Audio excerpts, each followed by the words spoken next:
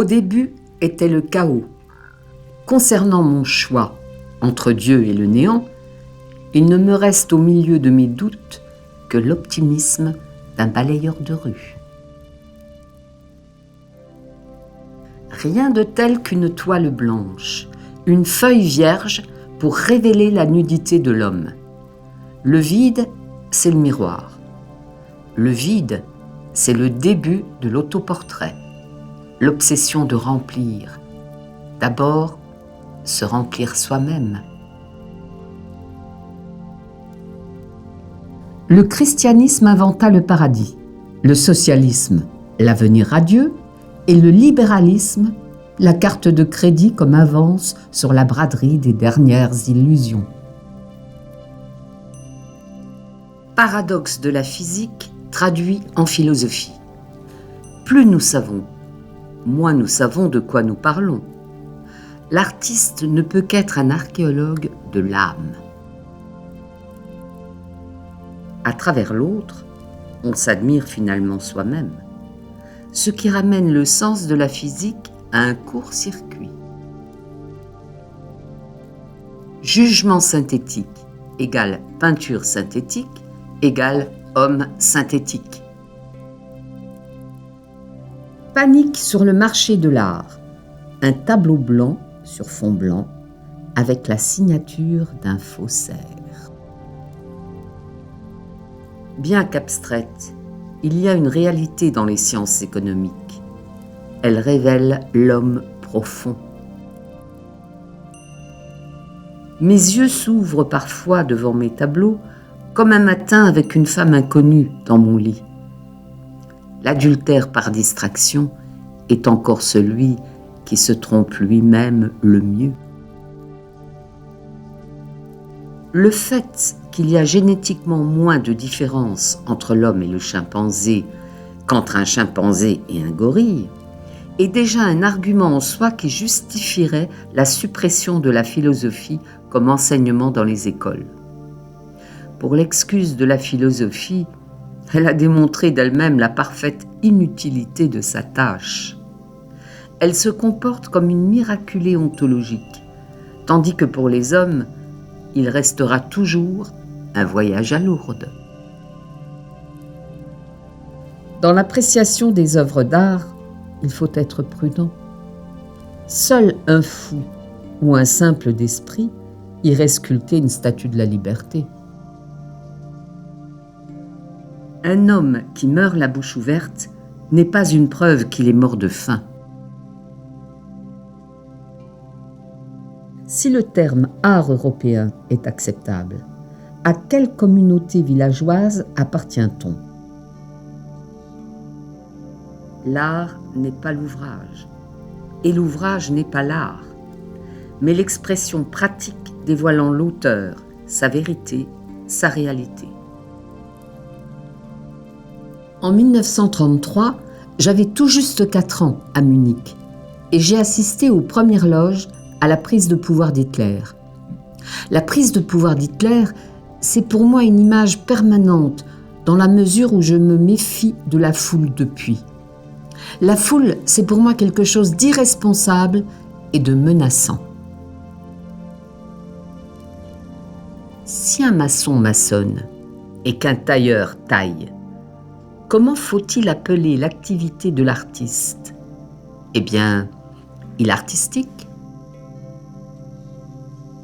Nous vivons le siècle qui a inventé l'écologie, la théologie du recyclage, le rêve d'éternité, le mythe de conception immaculée en quête d'une nouvelle virginité. La peinture, c'est d'abord fait pour les yeux, pas pour la cervelle. La culture d'une société, c'est comme si on est invité chez quelqu'un, on juge toujours le décor de son appartement par rapport à l'état de son WC. L'harmonie parfaite entre art, science et religion semble être une aspiration profonde de toute société. Elle existait déjà historiquement, et ce re-établissement reste toujours envisageable, soit sous un régime totalitaire ou de nature théocratique. Un colloque sur le sexe des anges demeure toujours de très bon ton, tandis qu'un coup d'œil en oblique sur le zizi du bon Dieu, même innocent, sera à coup sûr exécrable. Même en n'ayant plus de religion, nous avons acquis à la place une bonne éducation. Si on regarde les régimes politiques d'aujourd'hui, en France, en Allemagne, Russie, etc., et si on prend en compte toutes leurs variations, on peut dire qu'il n'y a pas d'énoncé politique sans qu'il soit démontré dans sa logique auparavant par un philosophe ou un autre fonctionnaire de l'esprit. Les politiciens sont-ils donc innocents ? La réalité objective en peinture n'existe pas. Ce qui existe, par contre, c'est le comportement du peintre envers la réalité. C'est sa réalité à lui, ou sa façon qu'il la voit.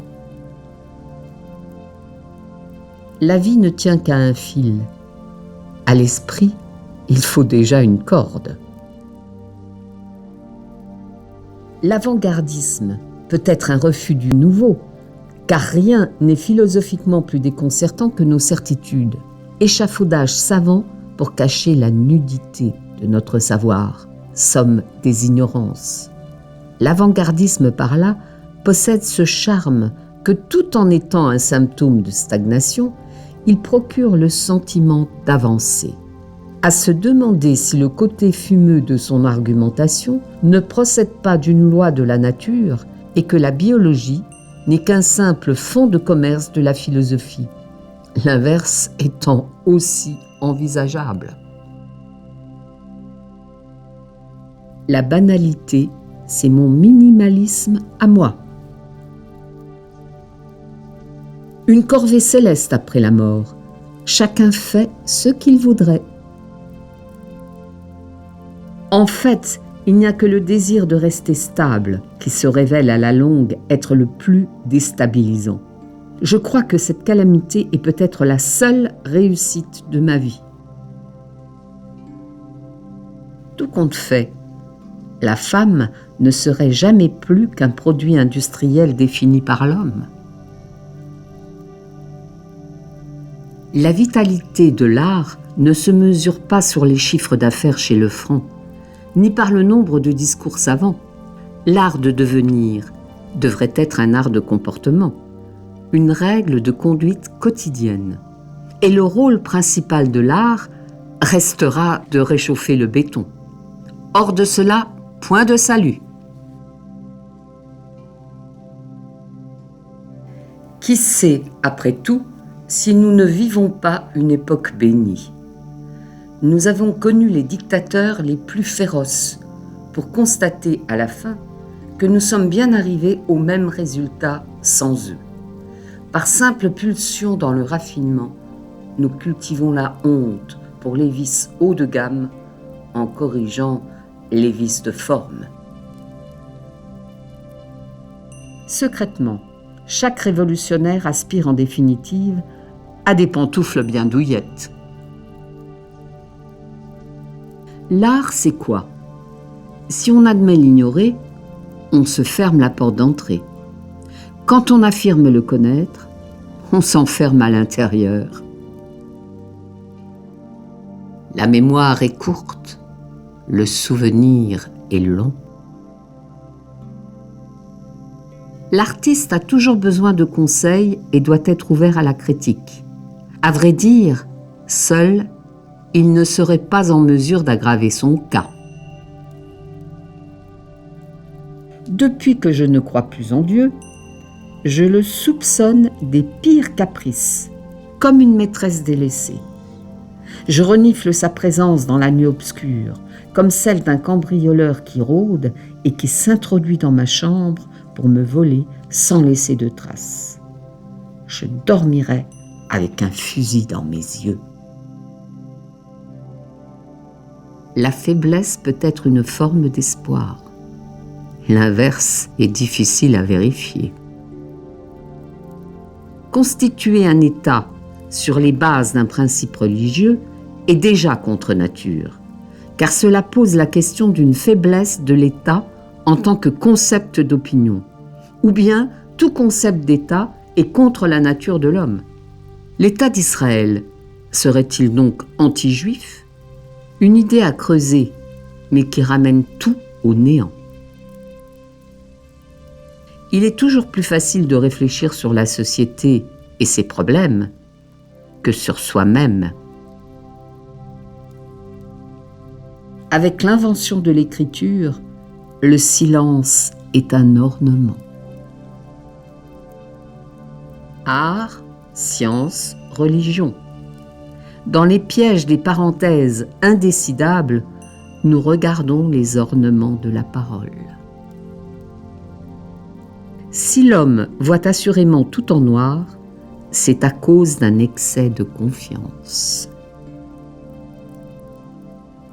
Après une discussion entre artistes sur la fonction de peintre et la peinture. Conclusion, c'est dans la plus grande liberté de l'artiste que finalement se résume l'esclavage le plus perfectionné. Le piège de la beauté est qu'elle vous rend autophage en stimulant l'égoïsme. Le narcissisme est une maladie qui se soigne mal, mais elle possède cet avantage qu'elle vous montre la poussée des rides avant que votre entourage le remarque. Être un mort en avance, cela aussi fait partie des gaietés de la vie. La vanité peut rendre curieusement modeste. Ne pas mourir idiot, soit, mais quand l'heure arrive, on se trouve quand même là comme un con. Par un raisonnement simple, la lumière intrigue par sa double nature, à la fois onde et particule. La particule s'efface par force de vouloir l'expliquer par une notion d'onde et vice-versa. Ainsi il en va pour l'homme. Rien ne sert à expliquer le fonctionnement de l'esprit, car c'est par là que l'esprit échappe à l'esprit. En physique comme en art, quand l'homme brille, c'est par modestie. Le drame en peinture et en histoire de l'art, c'est le camouflage des érections du Christ. Ça fait pas très religieux. L'absolu, chacun se débrouille avec les orgasmes qu'il lui arrive d'avoir, tout en suspectant et en jalousant ceux des autres, faute de ne pouvoir les concevoir. Entre les deux attitudes, le champ est vaste pour laisser la place à toute une littérature. Avec cette frustration de courir après un absolu aussi aléatoire, parce qu'incertain, on arrive même de temps en temps à bricoler une bonne peinture. Encore, ne faut-il pas trop la surestimer. Plutôt, est-ce juste une bonne raison d'en commencer une autre, juste pour rigoler? Il n'est jamais trop tard pour constater qu'on s'est trompé sur tout et sur soi-même. Si tout est art, donc rien n'est art, alors nous n'avons pas besoin d'art, parce que nous sommes nous-mêmes art. La vie sans espoir est insupportable. Ainsi, l'homme est a priori un cas désespéré. Le drame des peintres est qu'ils finissent tous à ressembler à leur propre caricature. Prémonition ou malveillance? Peut-être simplement autoportrait qui se passe de modèle. Les modèles automobiles et ceux de la pensée se ressemblent beaucoup. Les premiers sont dépassés au bout d'un an, tandis que les manières de penser rouillent toutes seules. L'esclave heureux ignore son maître, car comme il ignore son maître, il ignore l'étendue de sa dépendance. La philosophie comme juste. Qui aime Nietzsche ne l'a pas compris. Tout finit par un système, c'est l'éternel piège. Je crois à l'éternité de l'art comme à l'avenir des fausses dents. Détruire l'idée que la mort est conséquence naturelle une fatalité biologique. Développer un sentiment d'éternité, mais instaurer par là tous les fondements de la dictature et assurer toutes ses variations et forfaitures ad infinitum. Dire qu'il y a génétiquement moins de différence entre l'homme et le chimpanzé qu'entre un chimpanzé et un gorille, voilà ce qui est le plus rassurant sur l'avenir de l'humanité. Quand j'avais 5 ans, j'ai vu Hitler défiler devant ma fenêtre. S'il avait gagné la guerre, j'aurais sans doute fini mes jours dans un camp de concentration. Question: sur le Mirador ou dans le four d'extermination? Plus de 40 ans après, je ne suis pas sûre de ce qui me réconforte le plus dans mon humanisme d'un éventuel bourreau. La raison est un attentat sur la conscience, et l'homme noie sa solitude avec des théories. Quel ingénu se couperait-il encore aujourd'hui l'oreille pour une prostituée? Van Gogh se serait-il coupé l'oreille s'il portait des lunettes? Napoléon serait-il allé jusqu'à Moscou s'il avait des corps aux pieds? C'est avec des questions aussi stupides que je me suis procuré les ennemis les plus durables. L'artiste n'a qu'un seul choix: cultiver son propre paradoxe ou se pendre. Dans ma jeunesse, le fait de n'être rien et de ne rien devenir me paraissait plus facile à supporter que l'oppressante perspective de devenir, par pression pédagogique ou sociale, ou par simple envie de réussite, quelqu'un ou même quelque chose. Je ne voulais pas vivre dans le perpétuel besoin de fourrer un sens dans les choses qui n'en ont pas.